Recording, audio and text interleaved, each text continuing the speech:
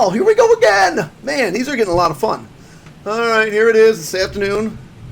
We're going to be doing June 2011. June 2011. Okay, disclaimer. All right, lecture. Don't cheat. I'm going to say it every time. You want to do well, work your butt off. You want to do well, try things on your own. Come here for help, but don't cheat. It's stupid. Estupido. I can't speak Spanish. Ich kann das in Deutsch reden, aber wahrscheinlich, wenn ich Deutsch rede mit dir, dann wahrscheinlich du kannst mich nicht verstehen. Bist du ein Deutscher? Ja, das ist gut. Denn wir können die ganzen Tage im Deutsch geregnet. No. Okay, that's enough of that. I think you've had enough. All right, so let's get started. June 2011. Work. These are the first 14 multiple choice questions. I will go through them very quickly. If you need to pause and rewind, pause and rewind. I talk kind of quickly. Doctor wants to test the effectiveness of a new drug on the patients. She separates her patients into two groups. As soon as you start separating people into two groups, one's a test group, one's not, it's a controlled experiment. Boom, done.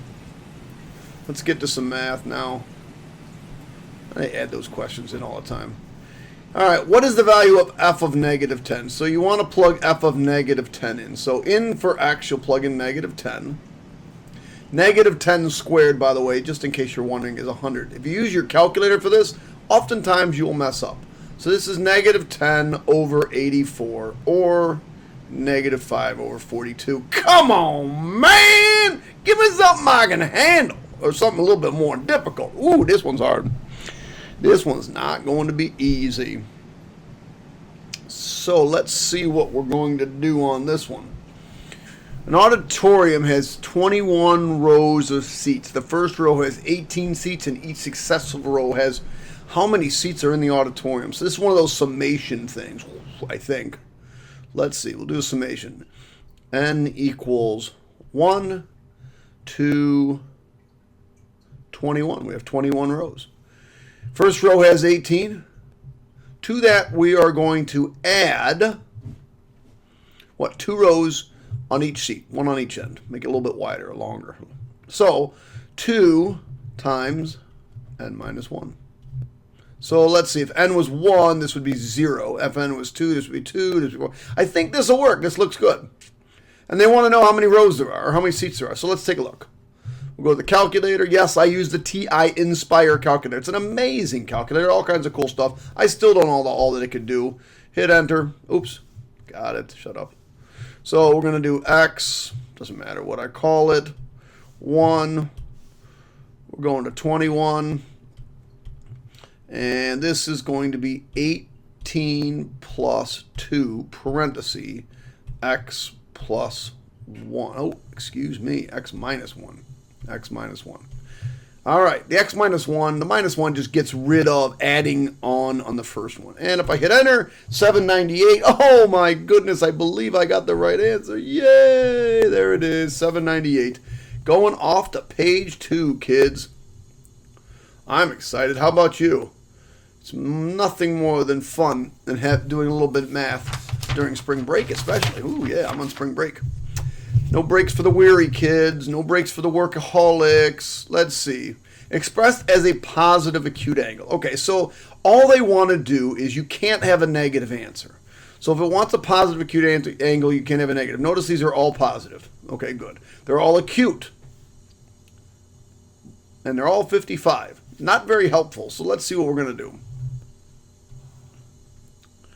So we want the cosine of negative 305. Well, the cosine of negative 305 puts us right about there. A little bit further. Right? So that's the cosine of negative 305. That's going to give us some value right here, right?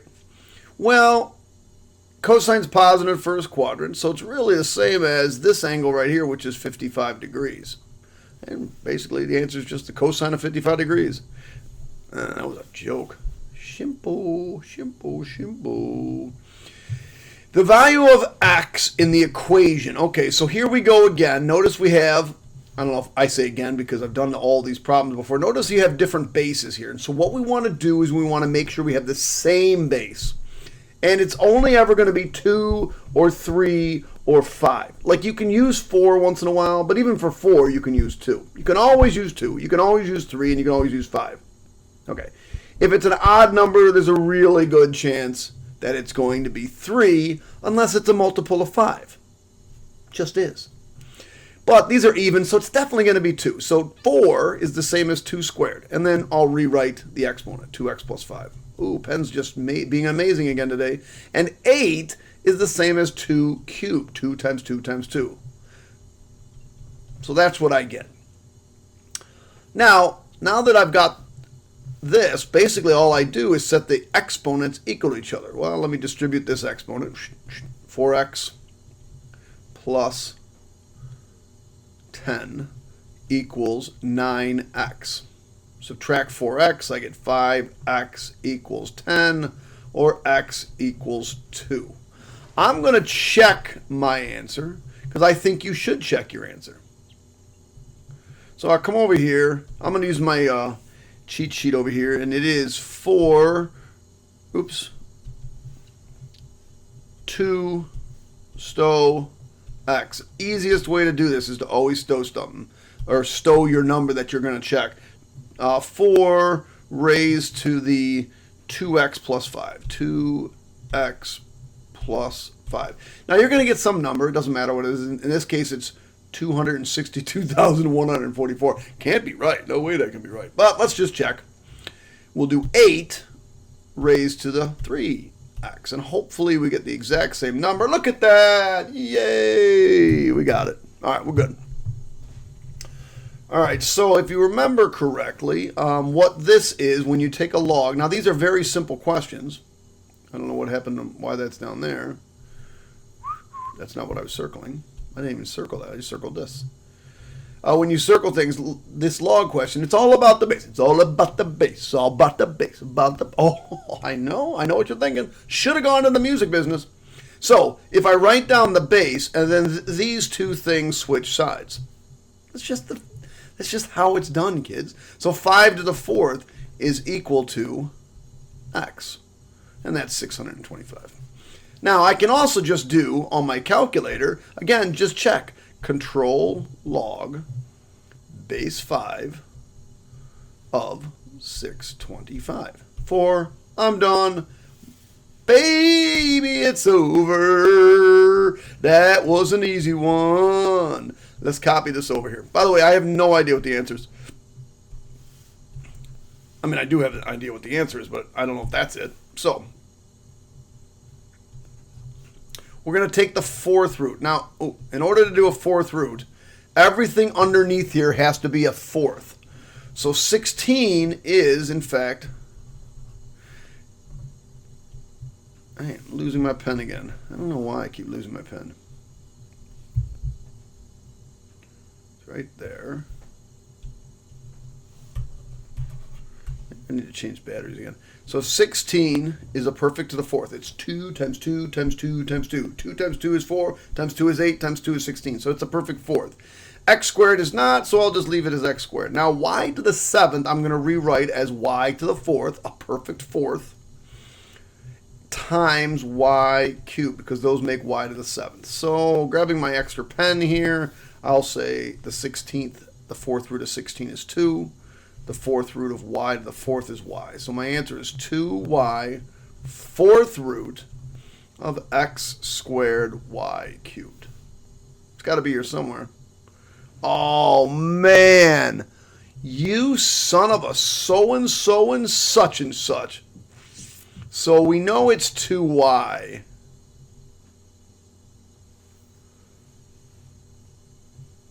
Oh, so that's not, you know what? I didn't even look at the question. I should have. Okay. So we got to handle this one a little bit differently. I apologize for that, peeps. So this is a different kind of question. They're asking a different kind of question. So it's been a while since I've done these. So when I bring this over, this is 16. It's the 4th root of 16x squared y to the 7th. Let me just rewrite it like that. Now, what you got to remember is if I have x to the 1/2, that's the square root of x. If I have x to the 1/3, that's equal to the cube root of x. And if I have x to the 1/4, that's equal to the fourth root of x. So that's what I have here. I have a fourth root, which means it came from a fourth as an exponent. So really what I have here is this entire thing raised to the fourth power. 16x squared y to the 7th. And you have to remember a rule of exponents. Then I'm going to teach you to cheat. After we figure out what the right answer is, I'm going to figure out how to cheat on this problem. So the fourth root of 16 is 2. Now when you have an exponent raised to an exponent, you multiply those exponents. So 2 times a fourth is actually 1/2. And then 7 times 1/4 is 7/4. So that is my answer. X to the 1/2, 7/4. There, right here. Choice 1. Now, let me show you how to cheat. Because, kind of a nasty problem. Let's do 4 stow x. And it really doesn't matter. And just for fun, I'm going to do 6 stow y's. Oops. Forgot to hit enter. X. Hit enter. And then I'm going to do 6 stow y. Now, it doesn't matter. I forgot the stow. 6 stow y. It doesn't matter what numbers I pick. I mean, I did pick 1 as a perfect square. It makes no difference. What we're going to want to do is we're going to want to put this fourth root in to our calculator exactly as it appears. And that's right here above this caret button. You're always looking for this nth square root. I'm going to see if I can blow that up for you when we do this. So I'm looking for the nth root. So in this case, it's the fourth root of, and the original was 16x squared y raised to the 7th. And it's going to give you an obnoxious number, whatever. It really doesn't matter. Then we're going to type in what we got as our answer. 2x raised to the 1/2 times y raised to the control division 7/4. And we hit enter, and if we get the exact same thing, got the right answer. So right there, we've been able to cheat on like that one we were able to cheat on. You didn't even do math on that one. You didn't math on that one. This one you need a little bit of math. Let's go, man. Let's go. What number are we on? 8. So we're on 8.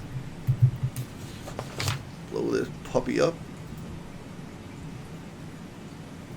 So, which graph is represented by this? Now, I would hope that, well,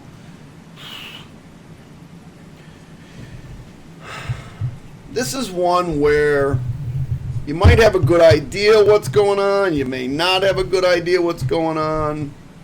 They're all exponential functions, so they're all going to go through this point 0, 1. And then this is the point -1, 2. And then I've got a point, looks like -2, 4. And then I've got a point -3, 8. And then I've got a point 1, maybe it looks like maybe a half. Well, I'm just not sure. I don't remember. So what I'm going to do is I'm going to bust out my graphing utility.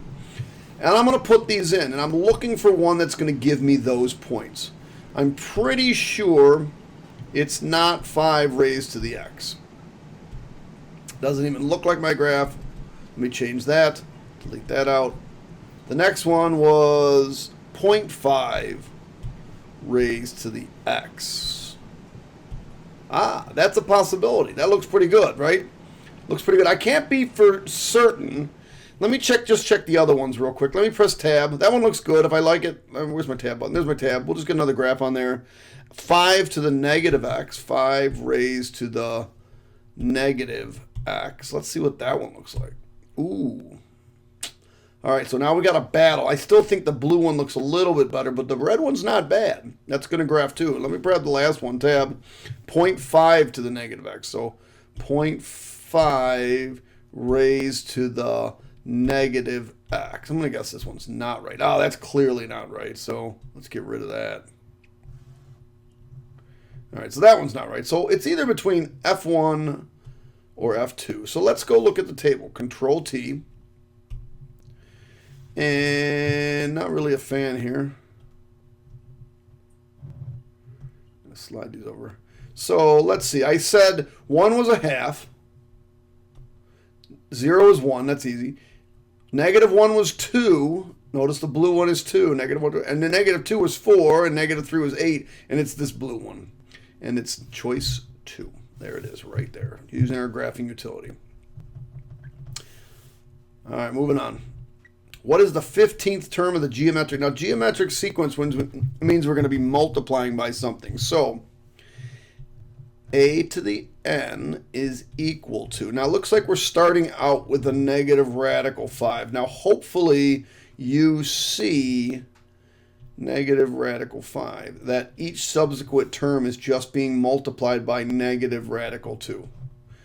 Because radical times radical is a radical. So negative times negative will be positive. That's the first thing. And notice it's going, anytime it goes back and forth between positive and negative. And what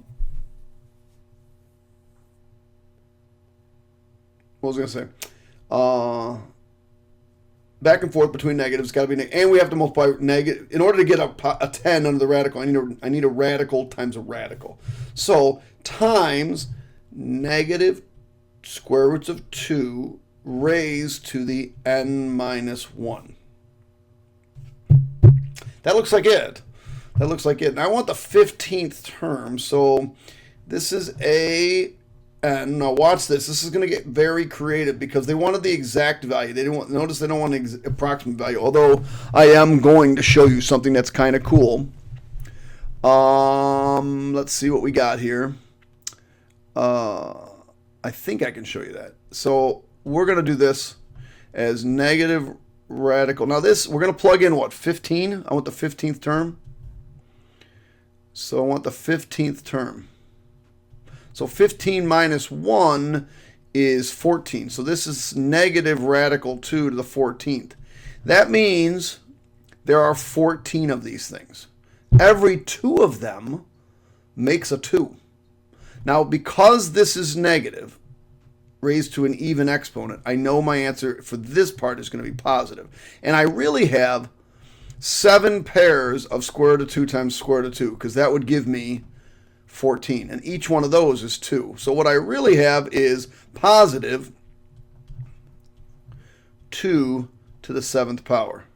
I don't know why I just 2 raised to the 7th power. I don't know why. Let's get rid of that. So it's negative square root of 5 times 2 raised to the 7th power. Well, I got to figure out what 2 raised to the 7th power is. So 2 raised to the 7th power is, oh, I should have gone to my calculator. 2 raised to the 7th power is 128. So I'm thinking my answer is positive 128.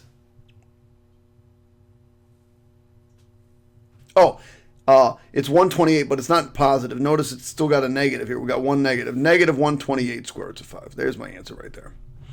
Now, another thing I think I could have done, which is kind of annoying, because this is kind of an annoying question, is I could have put the square root of 5 in my calculator. Square root of 5, hit enter, and then hit times the square root of 2.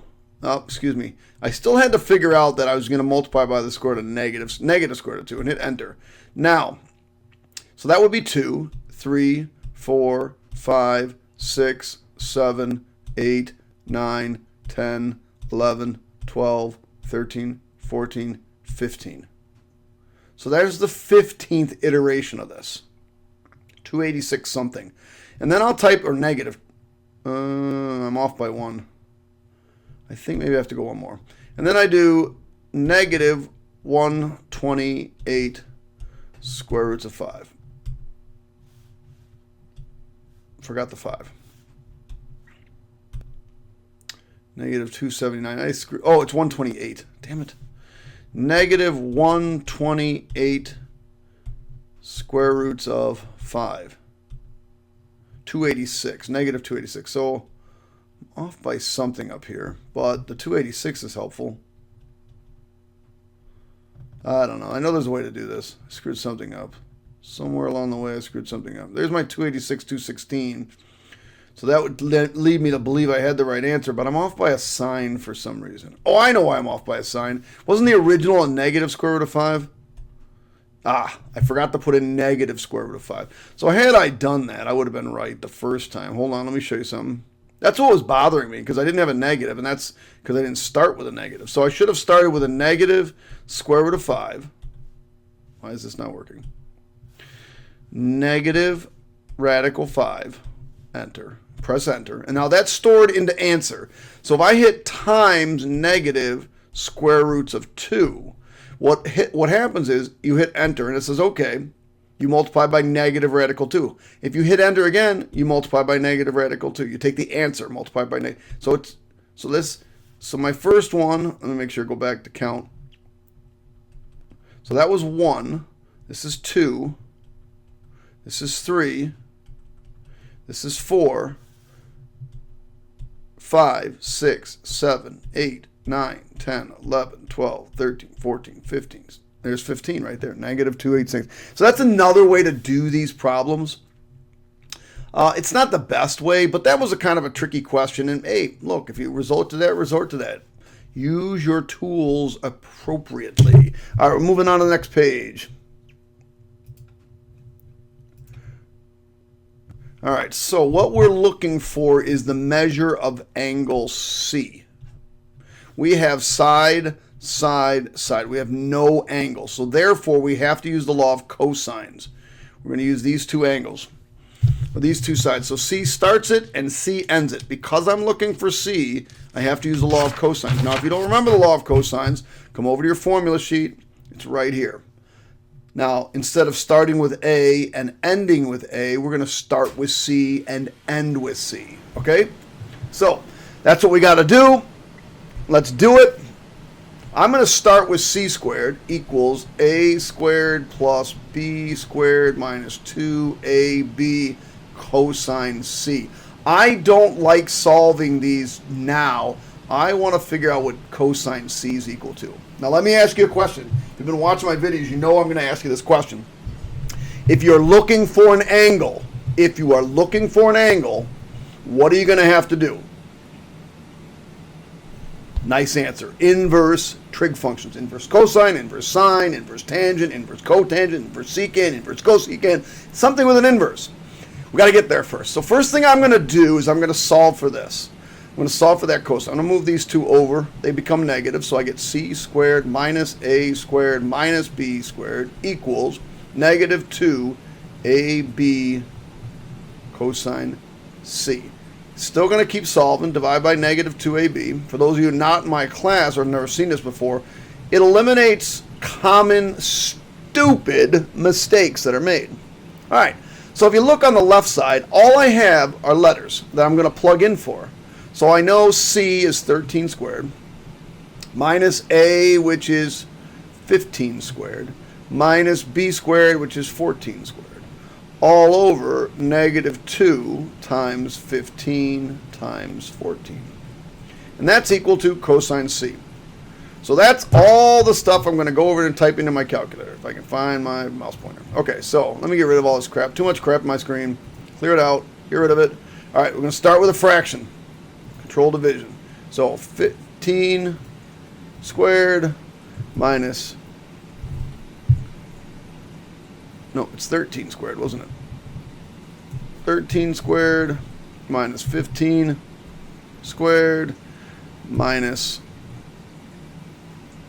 14 squared all over negative 2 times 14 times 15. And you get some number like 3/5. And so what I have to do now is take the inverse cosine of this answer. Scroll up, scroll down, hit enter, and I get 53.13 or 53 degrees.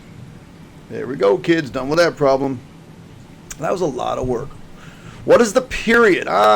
Period is defined as 2 pi over b. B, in this case, is a 3. 2 pi over 3. Done. Easiest problem on the page. Okay, so first and foremost, you should know that this is a parabola, a quadratic. You should also know that the vertex is sitting right there. This is in vertex form, and the vertex is -4, 7. You should know this is a parabola that opens up because it's positive. So now if I get a quick sketch of this thing, it's -4 and up 7. 1, 2, 3, 4, 5, 6, 7. Boom, there it is. And it's a parabola that opens up. Therefore, the smallest or lowest point is 7, and it goes forever and ever and ever and ever up.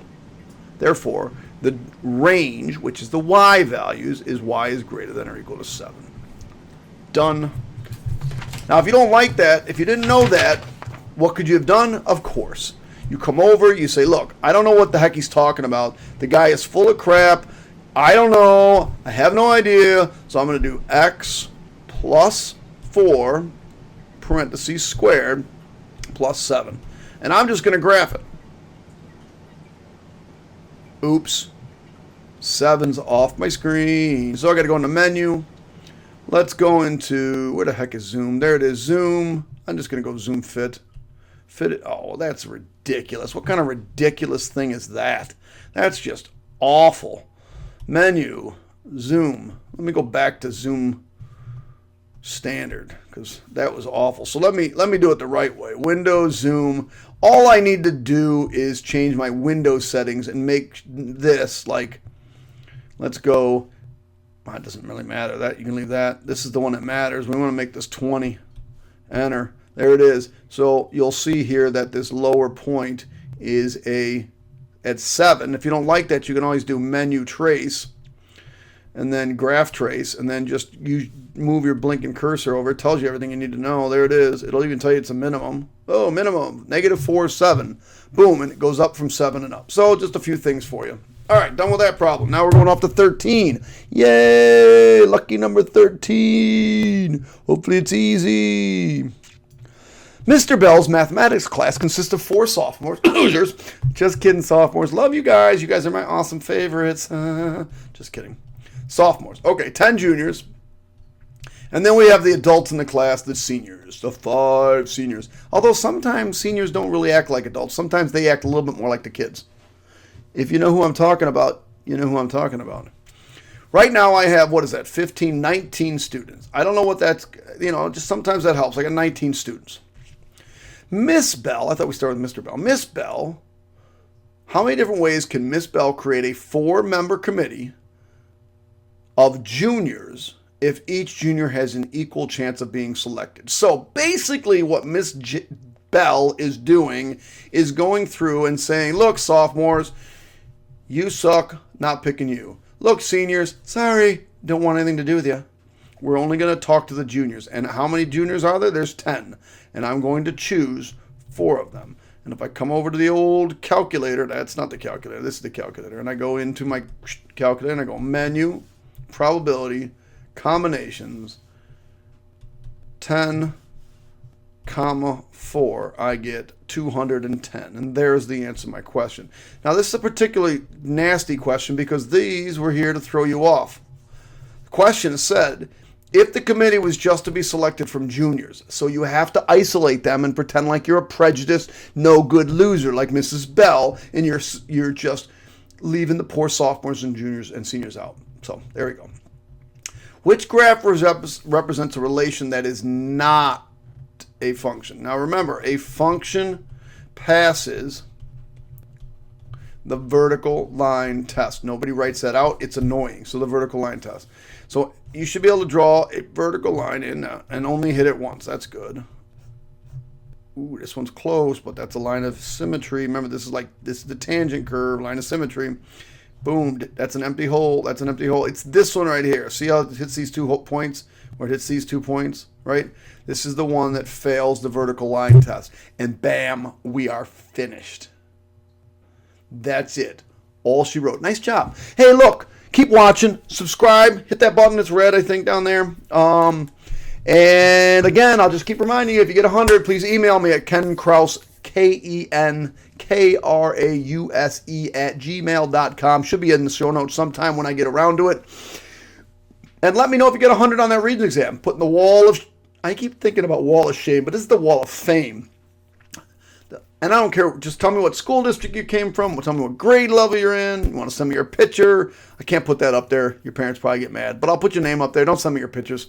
That's just a whole different problem. All right, nice job. Keep working hard. Summer's just around the corner. Peace out, sister and brothers.